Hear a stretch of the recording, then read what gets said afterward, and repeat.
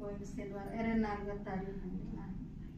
ఇక్కడే ఉన్నానండి, మా అమ్మాయి దగ్గర, అమ్మగారి ఇక్కడే ఉన్నానండి ఇంటి దగ్గర. ఎందుకో నేను కూర్చునే ఉన్నానని మాట్లాడలేదు. ఇక్కడ వరం అనిపించాలి, మాట్లాడలేదు. మంచినీళ్ళు లేవని అమ్మ మంచినీళ్ళు అన్నా కానీ మాట్లాడలేదు. అట్లా చూసి మా అమ్మాయి ప్రసన్న అమ్మ ఏమైందంటే మాట్లాడలేక అని మంచినీళ్ళు కానీ సై చేస్తుంది.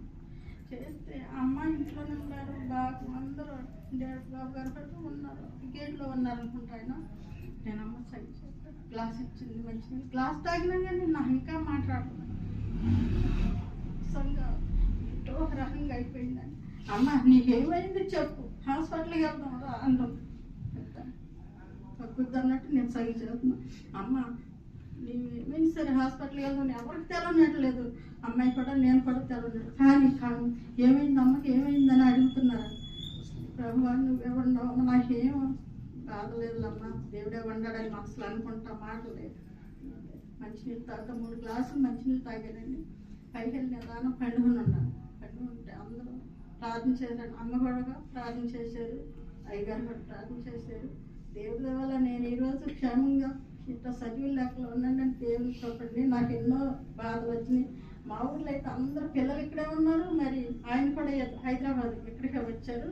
వర్షం గేదెలు అయితే కట్టేశాను, దాన్ని వేరుగా 3 చోట్ల 3 కట్టేశాను.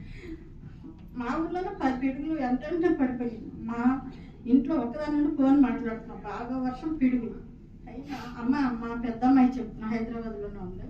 అమ్మ సుధా మన ఇంట్లోనే పడిపోయినట్టుండి అమ్మ పిడుగులు, నేనేమైపోతాను, నేను ఒక్కదానే ఉండాలమ్మంటే, అమ్మ నువ్వు ఫోన్ మాట్లాడు, మాకు ఫోన్ ఈ టైంలో మాట్లాడబడతాను పెట్టండి. వర్షమే తెలిసిందమ్మ. నాకేమో ఏమైపోయి అని వెళ్ళి చూసేటప్పటికి ఏం చెప్పాడు, దగ్గరలో పడింది పిడుగు. ఊరలందరూ నువ్వు ఇంకా కంగారు మనిషి, నువ్వు గేదెలతోనే ఉంటావు ఎప్పుడు, నా గేదేమైందని వెళ్తే నువ్వే చనిపోయేదానివి. ఫోన్లో గేదె ఈరోజు ఇంకోసారి సంపాదించుకుంటామని ధైర్యపరిచారు. ఎవ్వరు లేరమ్మా, నా బిడ్డలు ఇక్కడే ఉన్నారు, ఆయన కూడా ఇక్కడే ఉన్నారు.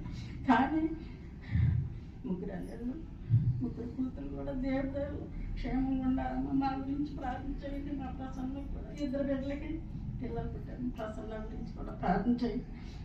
మేము ఈ వయసులో ఉండగానే మీకు ఎందుకు గేదెలు, ఎందుకు ఇప్పుడు ఉంటామని అంటారు. కానీ మా ఊరు మేము మా బిడ్డల దగ్గరికి వెళ్ళకూడదమ్మా, మేము కష్టపడుకోవాలి అనేసి చెప్తూ ఉంటాం. దేవుడు అమ్మ ఎంతో ఎక్కడున్నా మేము మా బిడ్డల గురించి, మా అర్చన గురించి కూడా ఈరోజు ప్రసవద్దానికి ఈరోజు ఇలాగే ప్రార్థనకు వచ్చాము. ఆహారం పని తీసుకున్నాము, ప్రార్థన చేశారు. సుఖమైన కాలిపోయింది, మేము తడిసాం కానీ సుఖమైన కాలిపోయింది. చక్కని తెచ్చారు.